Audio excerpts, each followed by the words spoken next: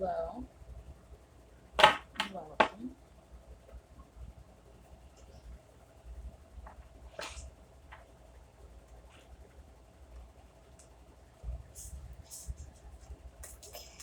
So, what are we looking at for this week?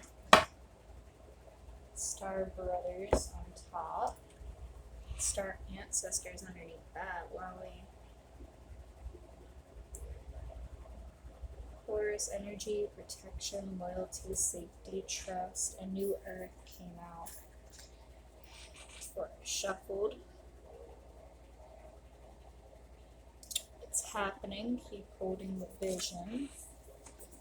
Also, God, I love that card. It's my favorite. Perspective. None of this matters. Zoom out. Common ground. It's like my favorite card in the whole deck. Messenger. Serious energy. Bringing harmony and balance.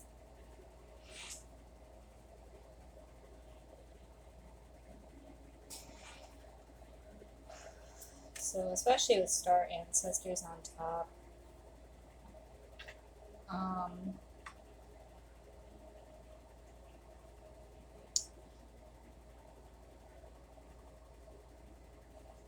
messages from not only family are going to be coming in, but from your team of light, spirit guides, the universe.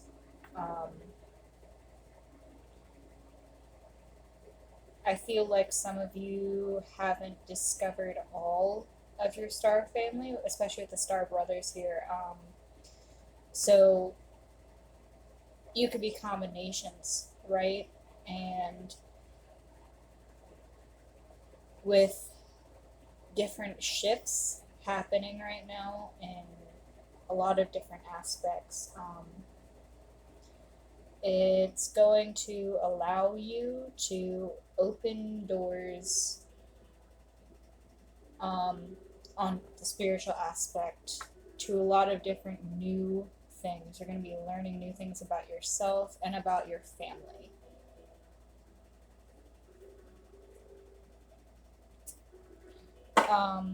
And especially with the protection and the loyalty and the trust here,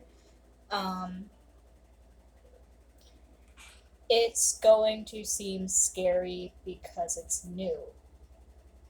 But your team of light would never hurt you, they would never put you in harm's way.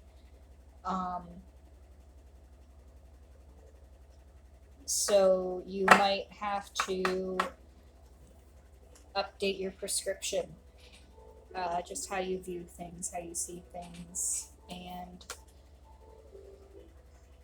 don't fear the new.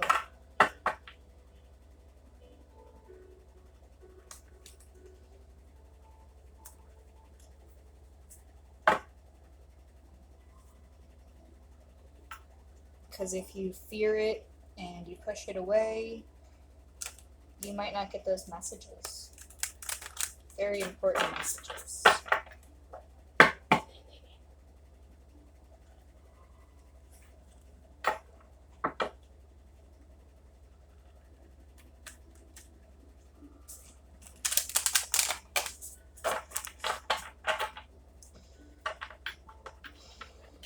Information and guidance for this week.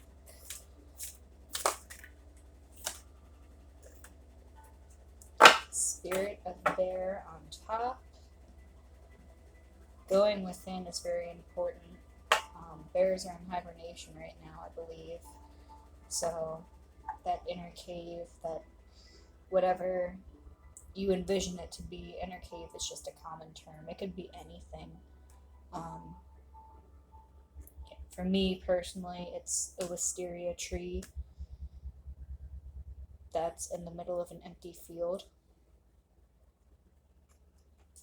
It could be wherever you feel safe, wherever you feel comfortable.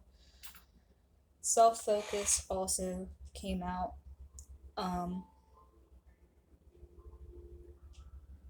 I don't know which chakra is the green one. I can't remember the name of it. I'm not very educated on the chakra system. But whatever chakra that is, I would definitely focus on that this week. Um,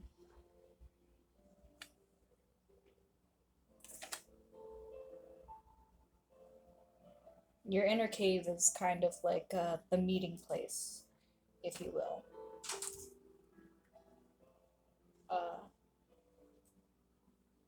so it's very important.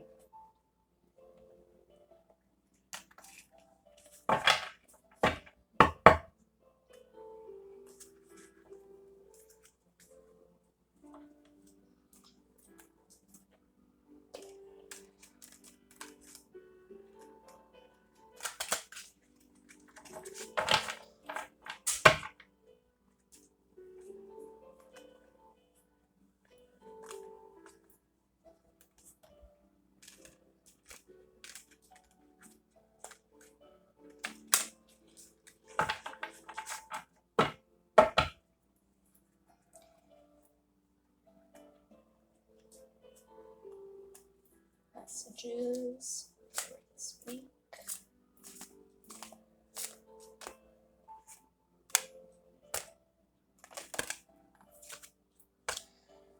Okay.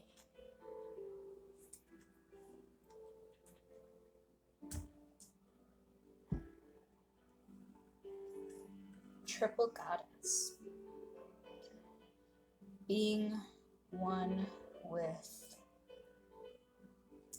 our many selves.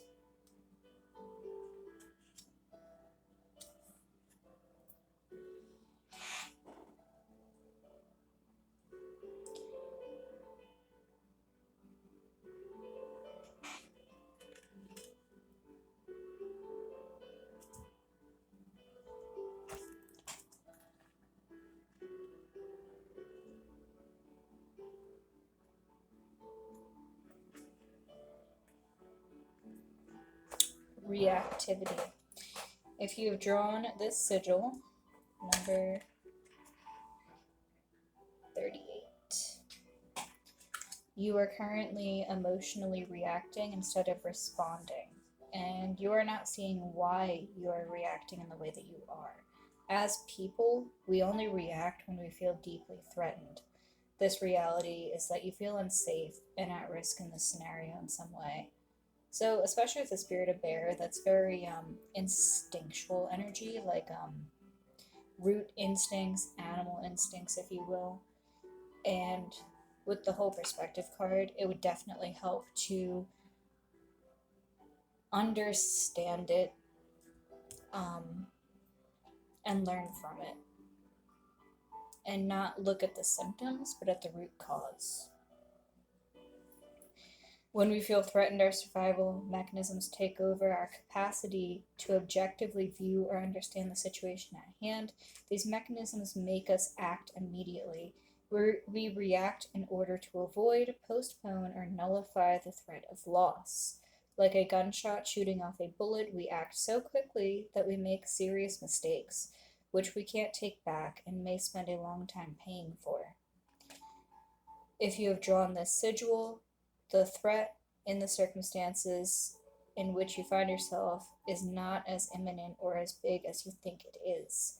It may not even be there at all, but the idea of that threat is causing you to think, say, and do things that we are making the problem much bigger than it was to begin with. And the more reactive you get, the more potential for a solution will diminish.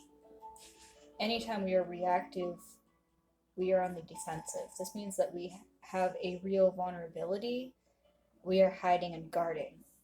What is that vulnerability? What are you really afraid of? What is really painful in this scenario? In this scenario, it is crucial to stop, slow things down, and do nothing until you are no longer in an emotionally charged state of being.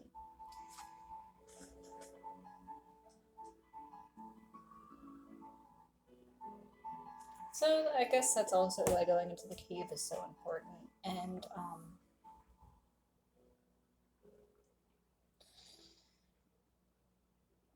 maybe not fearing the path of change, because in the moment it's terrifying.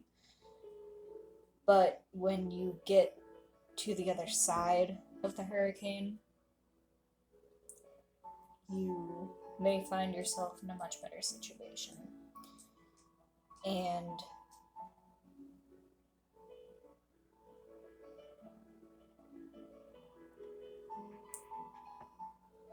especially with this new Earth card here, I mean, whatever vision that you have, idea that you have, plan that you have, um,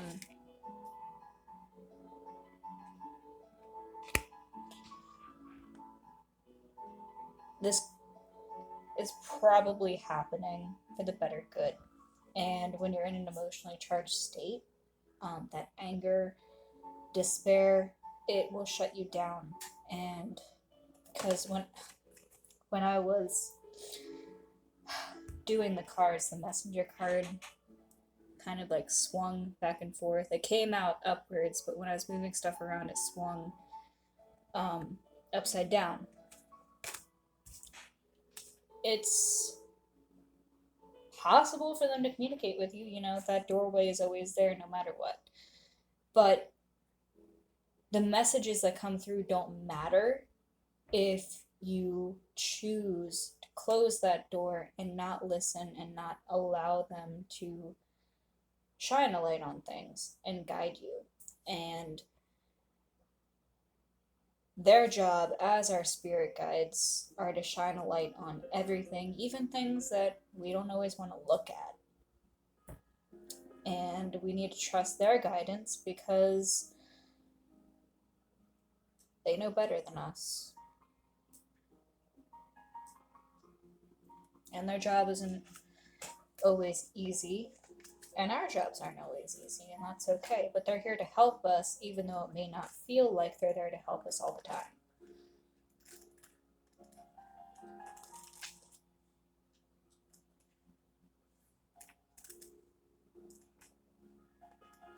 Your goodness, especially with the 2 hearts there, they will always love us. And they're always there to help us. Sometimes the raw, brash truth is more helpful than you think it is in the moment. If you have drawn this sigil in this situation, you and perhaps other people do not see your own goodness, capability, or excellence. Maybe you are not feeling good enough. Perhaps you are looking at other people and wishing you were as good as they are. Perhaps you are perpetually caught in self-doubt, self-blame, or self-criticism. You do not see the truth of yourself clearly because you are seeing yourself through an inaccurate, negative light. Ask yourself, what am I so afraid will happen if I admit to what is truly good and excellent about me? What am I so afraid will happen if I express this to other people? Every person who has been socialized, no matter where they grow up or what society they are raised in, has an inner self that is self-critical. This is called the inner critic. This self acts like a negative narrator, constantly commenting on you and your life. No matter how much you try to please this aspect of yourself and live up to its standards, you can't. This inner voice is designed to keep you safe from being shamed by others by being the one that shames you from the inside. Essentially, it criticizes you before anyone else has the chance to. This voice is absolutely desperate in a painful way to make us a success according to our adopted definition of success, and to make us approved of by other people within our society. Obviously, this method of coping with the world is in fact a setup for a life of self-shaming.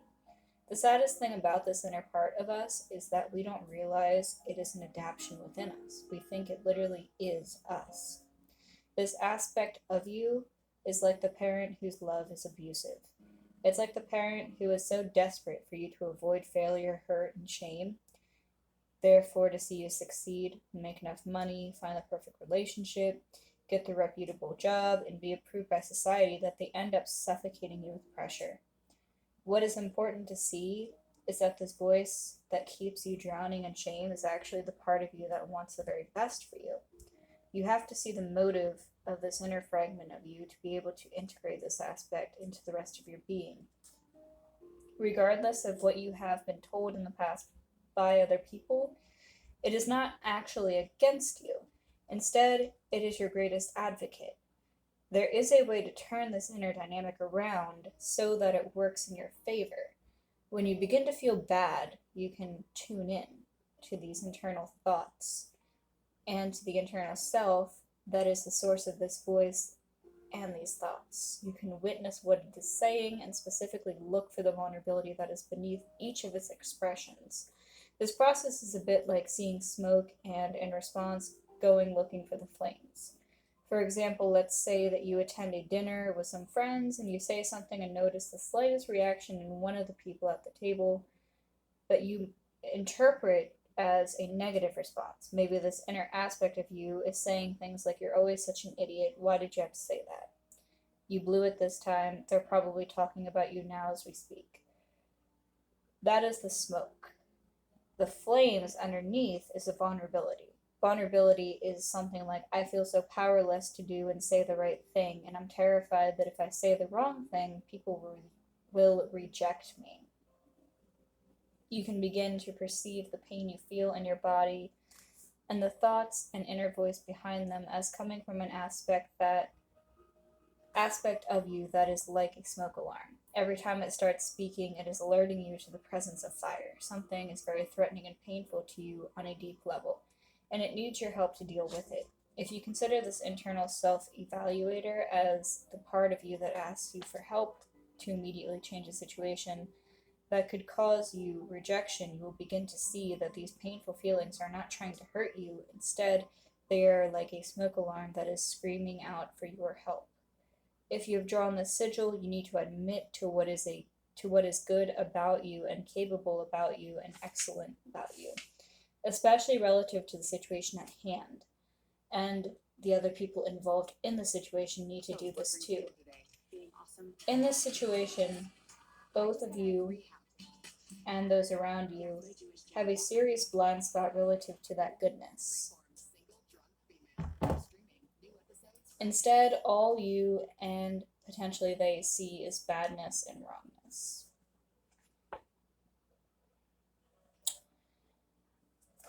That was a lot of reading. Wow. So there's a lot relative to this spirit of bear.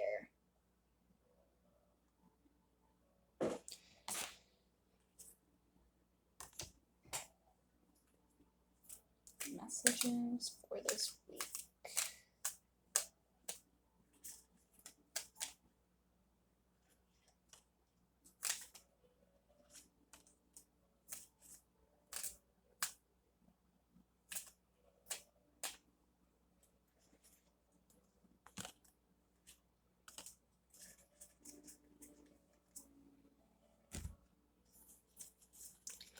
I am good.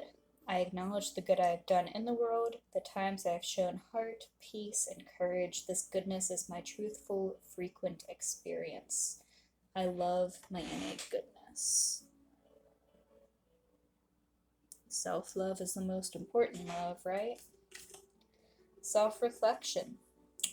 I look into my eyes and see the truth of who I am in my soul. I share all I love about myself to that soul within the mirror, a reflection of my true self.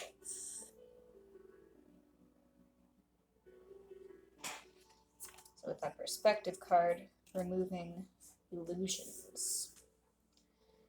When I am sad, the whole world reaches out, holds me, and keeps me safe until I heal.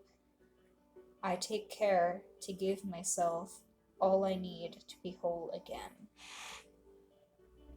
I'm healed.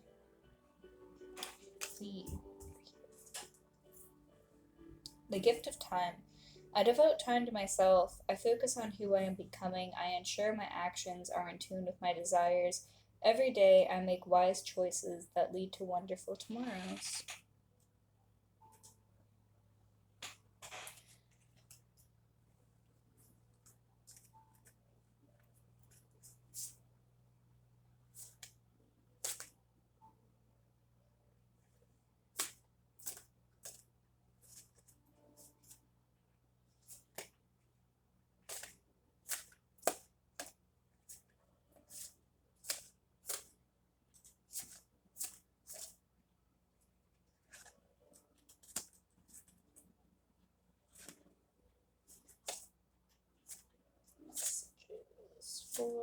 this week?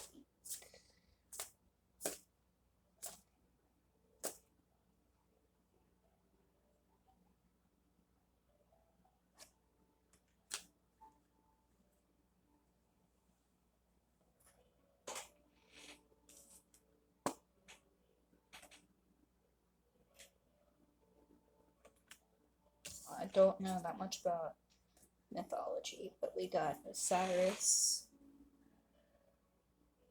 commitment, acquisition, responsibility. So in acquiring new things come new responsibilities, right? And just like with allowing new things to enter our lives, we have to let go of the old. Are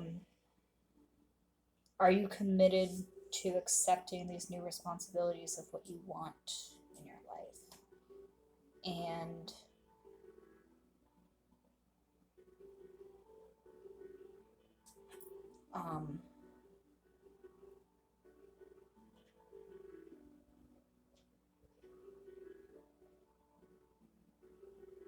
have you, I don't know, how have you put in proper planning in order to acquire it? So, especially with keeping the vision. So, I mean, have you ever done like a manifestation board before? And have you ever written out what it actually takes? Not trying to be condescending when I say that, but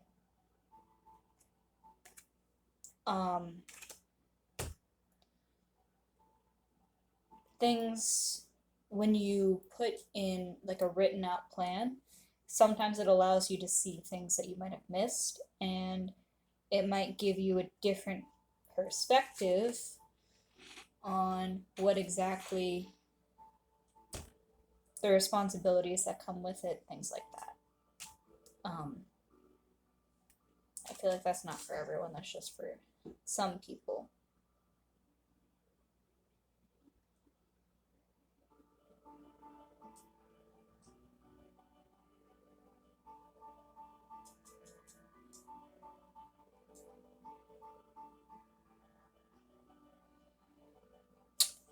So with this just reward card, this person has a lot of drive, kind of like Aries energy, like playful but like driven, motivated. That's the word I'm looking for.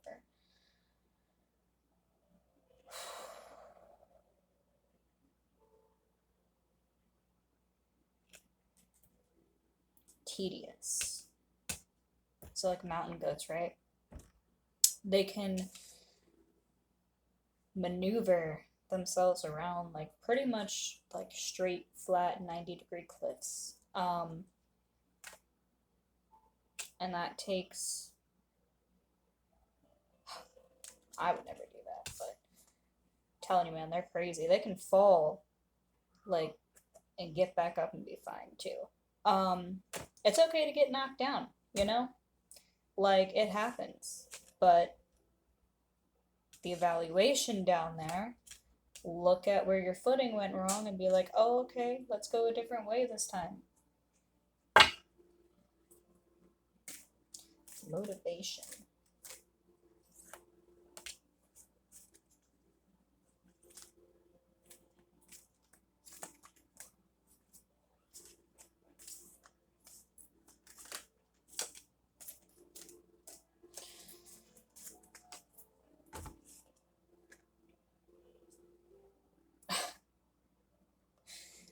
Whatever you are, try to be a good one.